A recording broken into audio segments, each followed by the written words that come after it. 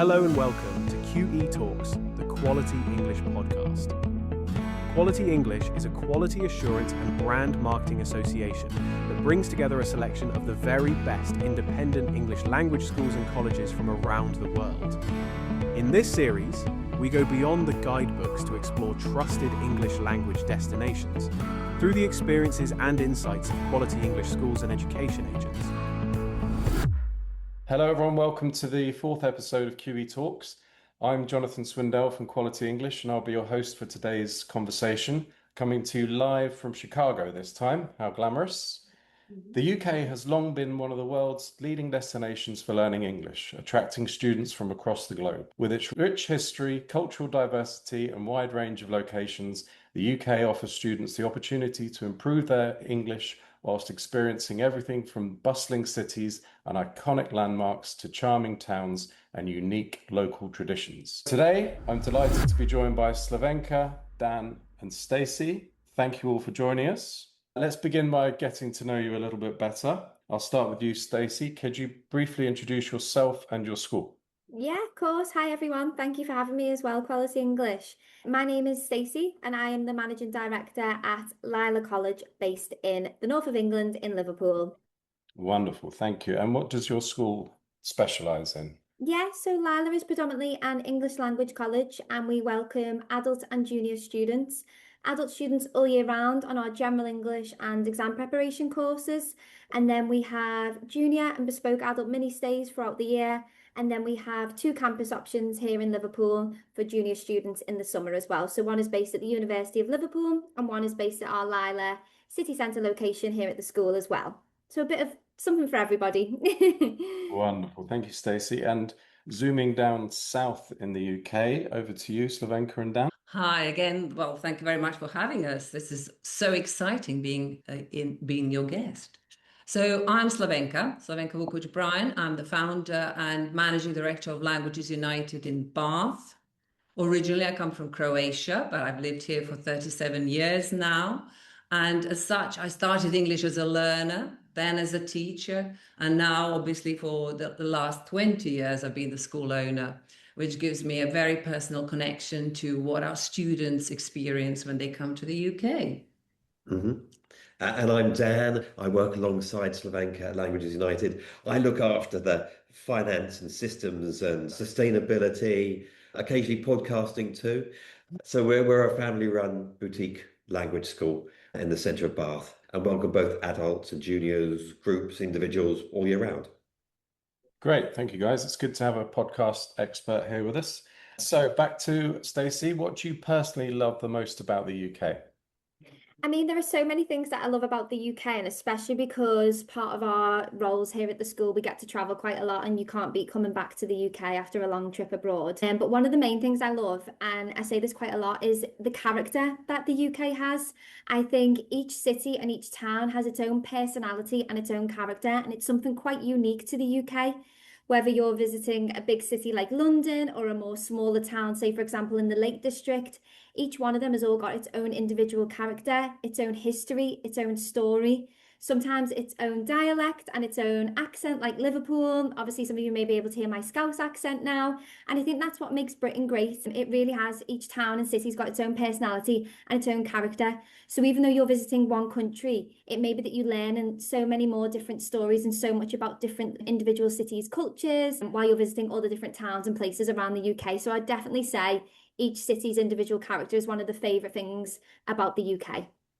Brilliant. Thank you, Stacey. Yeah, we'll touch on the differences between the North and the South a little bit later, but over to Slavenka. What drew you to the UK in the first place and what do you personally love the most about living here? Well, I fell in love with the English language. That's why I sort of ended up living here, wanted to explore more, wanted to learn more from actually living. And there's nothing like living in the country that teaches the language. You get to experience the culture. So really that is more or less echoing what Stacey has said. When I think about the UK, I think about that a relatively small country has got absolutely everything to offer, starting from history to architecture, amazing music, countryside, theatre, And the wonderful sense of humor, which I think very often it takes our students a while to actually understand it, but once they do, they really value and appreciate it. What do Yeah. you think? Yeah, I mean, you Yeah, can Dan, travel. you're a history buff. I imagine you have a Yeah, lot to don't say get on me started. Don't get me started on history because I'm a guided buff, so we won't do that. But I think one of the things that you both said is that you can travel a short distance and feel that you're somewhere completely different in terms of the landscape and the local identities and the different accents and different food traditions as well. So it gives students such a variety in a fairly sort of, small location. Mm. Brilliant. Okay, so Stacey, if you had to describe the UK in just 3 words for international students, what would they be? Yeah, sure. I think the first word would be welcoming. I think the UK is very welcoming to international students, whether it be into university or into an English language school. We're very open to the new cultures coming into the UK. So I'd definitely say it's a very welcoming country. I'd also say very fun, and I think that echoes what Slavenka said as well about it being having a lot of good sense of humour here as well. It's a very fun and exciting destination with so many different things to do for lots of different ages of students as well. Sometimes with the history and the culture of the UK, it can be seen as a destination for more mature students travelling, but I think the fun aspect of it as well keeps it really exciting destination for the younger generation coming into the UK as well. And I think the last word I would use to describe would be inspiring. I think, like Slavenka mentioned, English language was born here. A lot of books, films, movies were inspired by here, and it's got many universities, so much culture. So I think it really is a very inspiring place to be, especially when learning English. I think there's no better place to come and learn English than the UK, definitely. Thank you, Stacey. Very inspiring words. So Slavenka and Dan, we've got 3 words, 2 of you. Who's going to Who do wants to two? share? Yeah, but I think and some of those points that Stacey's made, that people think, if you say historic and you say traditional, people might associate that, but it doesn't really get across. I would add in, say, diverse, creative, because I think those are the things that stand out just as much as the historic and the traditional. So I think that would maybe surprising is another word because people who might be expecting the historic and traditional and don't expect the sense of humor, the fun, the creative. I So I think agree. all of those words apply.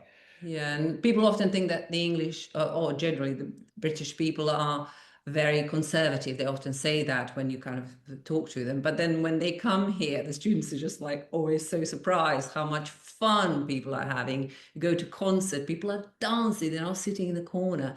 Everybody just loves to have a good time, and they're often surprised by that. Well, you've certainly used up your allocation of 3 words, but okay. So as a destination then, particularly focused on language students, Stacey, what makes the UK such a special destination for language students?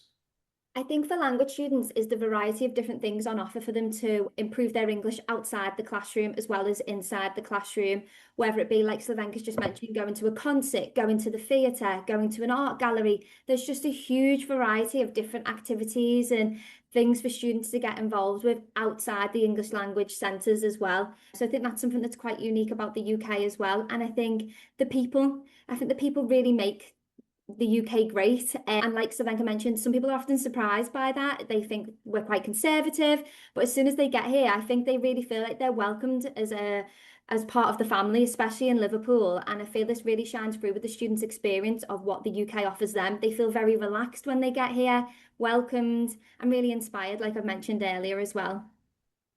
That was going to be my next question, actually. Let's ask, okay, would you agree that when students arrive, what surprises them the most about the UK? Would it be that we're not quite as conservative as people might think, or are there other things that surprise them? Well, I think it is definitely that. It's also kindness and politeness. We've had so many times students getting the wrong bus, and the people, locals, just looking after them all the way. Even do you remember once when somebody, just a random sort of person on the bus, actually offered the students a sandwich because they must be very tired from getting lost and things like that. people think of how they can be useful and how they can be helpful. And that does surprise people because of that sort of preconceived sort of idea that the Brits are very formal and very Reserved. reserved. Yes, Yeah. yeah. But the weather is another sort of a Yeah. surprise. I A good think way. that we always talk about the weather and things like that, which I suppose we do, but it does surprise me because you could have 4 seasons in one day, 4 seasons in one day. Yeah. It is what we always talk about because we started this conversation talking about the weather. But so you mentioned like how kind and welcoming people are. I find that some people sometimes say that people in the north are even more friendly and chatty than people in the south, but I wouldn't want to commit to that because I'm from the south. But if there was a difference between the north and the south, in the people, in the culture, what would it be? Let's go to Stacey first, being in the north. Yeah, sure. I mean, there's an ongoing debate what's the difference between the north and south of England, and there's so many benefits and positives to both. And people are actually quite shocked how close the north and the south are in the UK. I think people think it's miles away, but they're actually quite shocked that Liverpool's only 2 hours on the train from London. So there isn't actually a huge divide there. I think in terms of the North, I'm so passionate about the North because I've spent so many years in this industry trying to convince students that there is a whole other world in the north of England. So many people, when they think of the UK, they just think of London, and they think of these bigger, larger destinations. So I'm really passionate about trying to encourage people to come to the north of England. It definitely is very famously friendly. We have students who are so shocked when the person in the local corner shop is chatting to them for 30 minutes when they're just buying a pint of milk and things like that. And I think, like I said earlier, that's what gives these cities their identity and their personality, which makes the UK unique. Also, with the north of England, though, I think it is a lot cheaper sometimes compared to other places in the UK. So it's something people can definitely consider when looking at different options within the UK. The north does tend to be a lot cheaper. But I think, again, like just to reiterate what I said earlier, I think the north really gives that personality. You can go to so many different places within the north of England and you'll hear a different accent everywhere you go, which I absolutely love. And even as somebody from the north, I still can't figure out sometimes the difference between the accents either. So it's just as hard for us as it is for students from across the world as well. But on that as well, some people do worry about the different accents. And I hope by listening to this, I can convince them that it isn't something to worry about. Maybe on your first day, or if you get in a taxi, it's slightly difficult sometimes. As soon as you've been within the city, whether it be Scotland or Manchester or Birmingham, wherever those accents may be, as soon as you've been here for a couple of days, they're pretty easy to understand. So please do not worry about that either. Thanks. Yeah, we're in danger of making this a competition I between know, the I north and really the don't south. want to do that. Well, It's not a competition because you know No. that all of the different parts complement each other. And Exactly, you know, yeah. we're in the southwest. So, and in the southwest, you'll find we take students on day trips to Wales. You could go down to Cornwall, you could go to the seaside Yeah. nearby, things like that. There's such a lot to do in such a, you know, a small area, Yeah. or a small country, you could even say, if you know, comparing it with Yeah. others. Yeah. That it's that diversity Yeah. that That is phenomenal.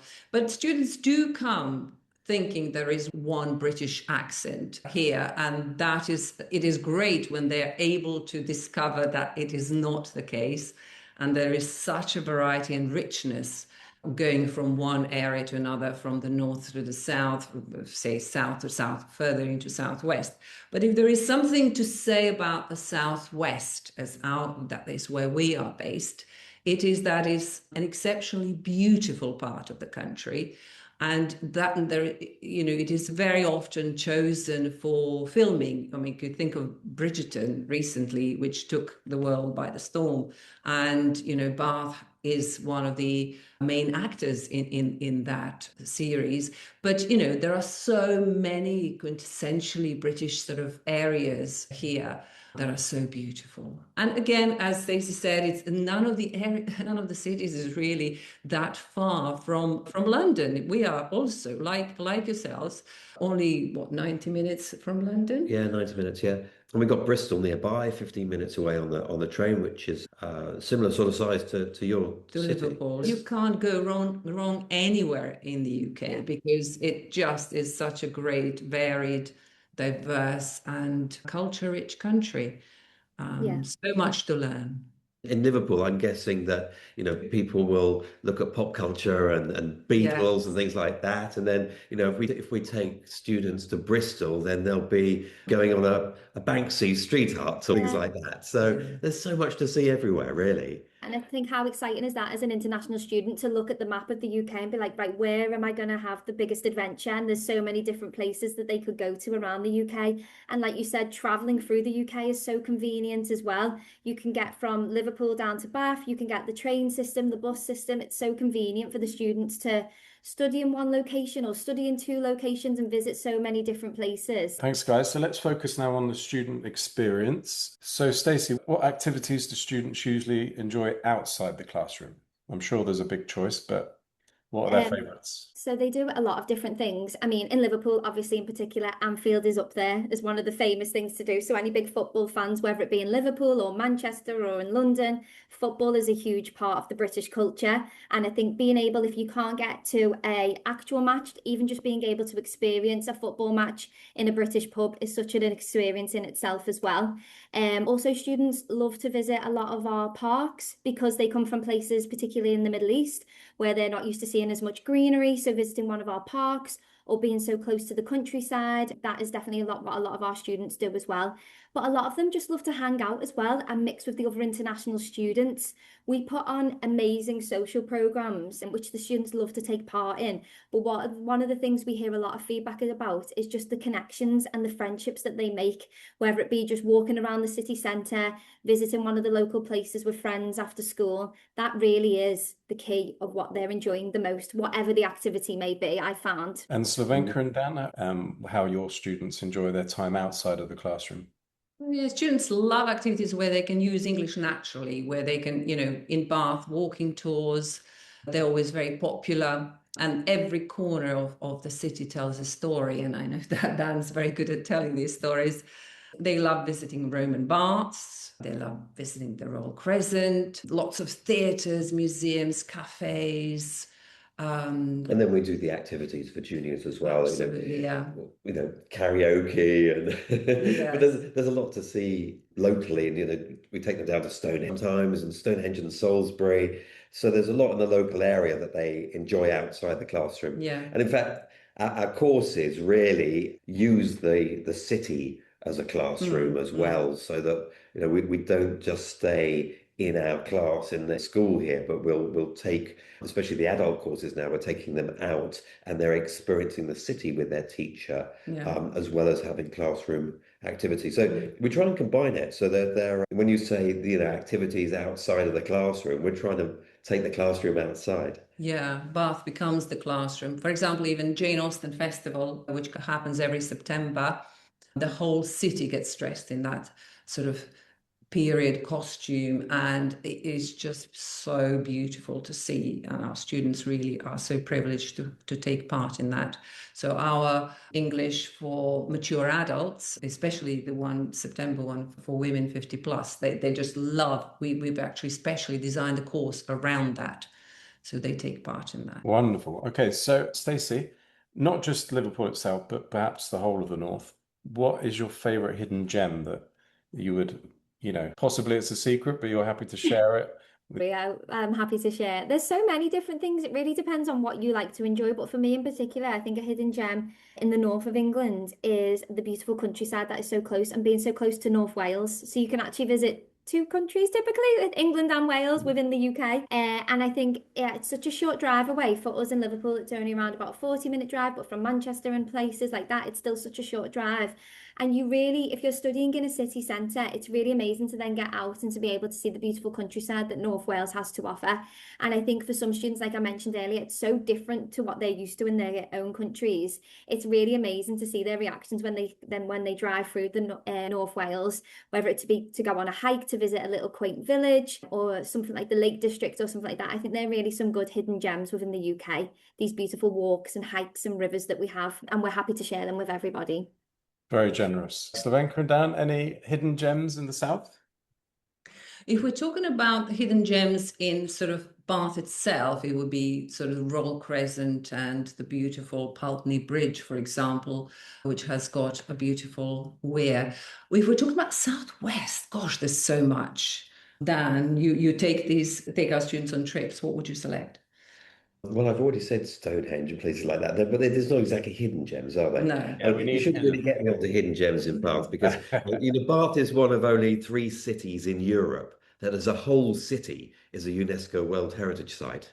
Venice, Vatican City, Bath are the only whole cities to be UNESCO World Heritage Sites. So there's And so nothing hidden there's, about that, is there? but there's nothing hidden at all. But when I'm taking people around Bath and showing them places that they would just never have found themselves, and explored the medieval city that had walls around it that aren't there any longer and things like that, then you can get into the history of it and tell the story of the city, which isn't obvious and isn't obvious when you might go and appreciate the Royal Crescent, but it's not hidden, as you say. But the stories behind it are the interesting bit. Yeah, but outside that, you would go for Bristol for creativity. They've got a fantastic, Aardman studios. You've got Banksy to see there, or further out, really, southwest. We take them to Bradford-on-Avon is local. Laycock is a local village where a lot of Harry Potter was filmed.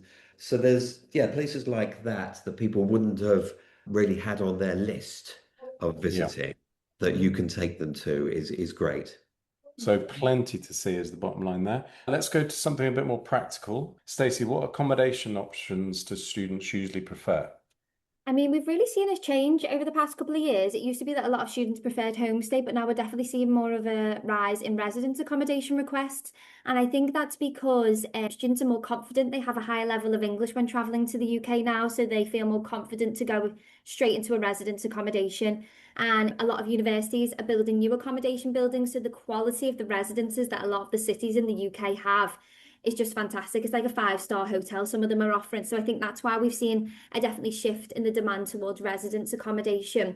But then also homestay is really about what the UK can offer, embracing yourself in the British lifestyle, eating traditional foods, practicing your English, and really being part of a UK family still is popular. And I think when I'm speaking to students from countries, and this is like a once in a lifetime opportunity for them, I would definitely always suggest homestay accommodation to really feel like you're part of the British family and British lifestyle. Yeah. Slavenka, would you agree with that? You immerse yourself in the culture, you're forced to learn, you're forced to speak, and you're forced to eat English food.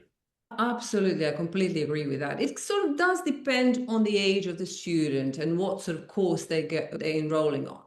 But I definitely feel that for us, homestay is a signature because we are privileged really to work with 200 families, especially, carefully selected by us. And that real immersion happens there. Our students love homestay accommodation.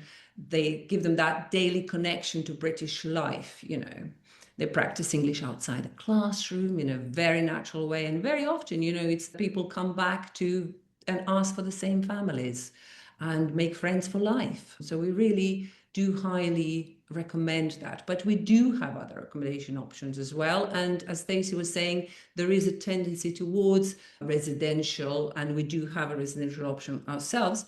But I still feel that if we're talking about the actual learning, the real learning happens when you're actually able to extend that learning outside the classroom in a real life situation. And that is with real people, with British people in their homes. Okay. Well, we're going to finish with rapid fire section. Favorite UK city? Well, to be fair, and if I couldn't say Liverpool, I would actually say Edinburgh.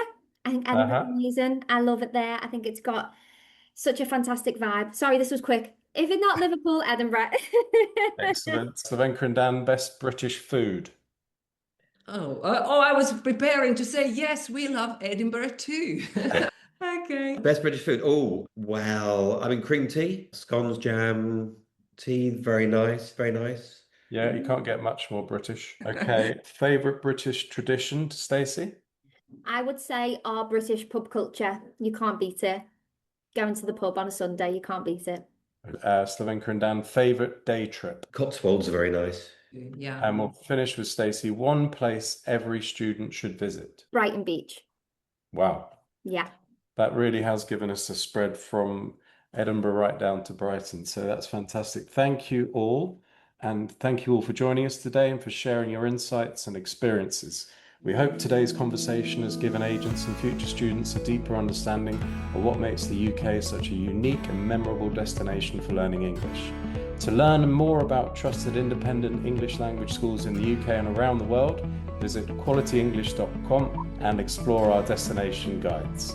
Thanks for listening, and we'll see you next time on QE Talks.